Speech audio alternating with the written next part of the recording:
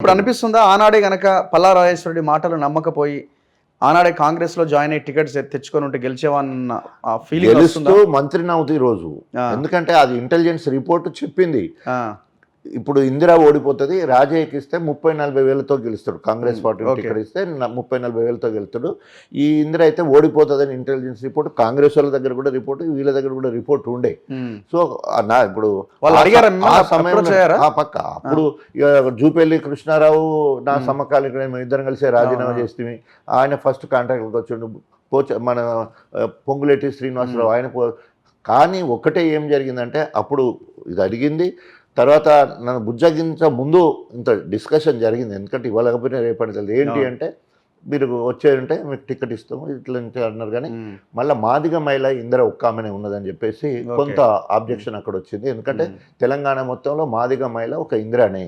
So Sonia Gandhi మహిళా reservation 33% అనే క్రమంలో మాదిగలు ఎక్కడ మహిళలు వచ్చినా కూడా డిస్కరేజ్ చేయొద్దు, వాళ్ళని ఎంకరేజ్ చేయాలి. పర్టికులర్ ఇందిరా గురించి చెప్పకూడదు.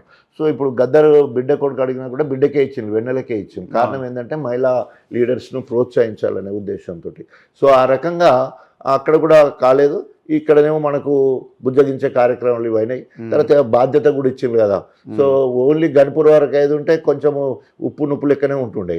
సో అక్కడ కాకుండా ఓన్లీ పిలిచినప్పుడే పోవాలి. నామినేషన్ వేసినప్పుడు, కేసీఆర్ ప్రోగ్రామ్కి వచ్చేటప్పుడు, ఆత్మీయ సమావేశాలు హరీష్ రావు వచ్చినప్పుడు, తర్వాత ఇట్లాంటి వాటికి అప్పుడే పోవడం. సరే, అల్టిమేట్గా మీకు టికెట్ రాకపోవడానికి రీజన్ ఏంటి? మెయిన్ రీజన్ ఏంటి?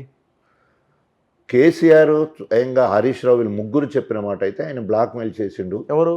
కడియం శ్రీహరి బ్లాక్మెయిల్ చేయడానికి ఏముంటది? ఇదే కదా 2010 కాంగ్రెస్ పోతానని, కాంగ్రెస్ పోతానని బ్లాక్మెయిల్ అంతే. ఆయన చెప్పుకున్నాడు. నియోజకవర్గం వచ్చి ఇక్కడ నాకెందుకు టికెట్ రాలేదని వీళ్ళైతే అదే చెప్పిండు. ఆయన మొండి ఉన్నాడు ముసలైన కేసీఆర్ గారు. కడియం శ్రీహరికి టికెట్ అంటున్నాడు. నువ్వు ఉండాలనేమో కేటీఆర్ ఏమో 100% నా కోసం ఉన్నాడు. ఆయన ఎంపీ పోతాడు, ఈయన ఎంపీ పోతారు, పెద్ద ముసలి ఇద్దరు అటు పోతారు. నువ్వు ఎమ్మెల్యే ఉంటావు, నువ్వు సపరేట్గా నీ పని నువ్వు చేసుకో అని చెప్పేసి పోయి ఈయన అమెరికాలో పడ్డాడు. కేటీఆర్ అమెరికా. ఇక్కడ ఈయనేమో టికెట్ అనౌన్స్ చేసి ఆ రకంగా కార్యక్రమం చేశారు.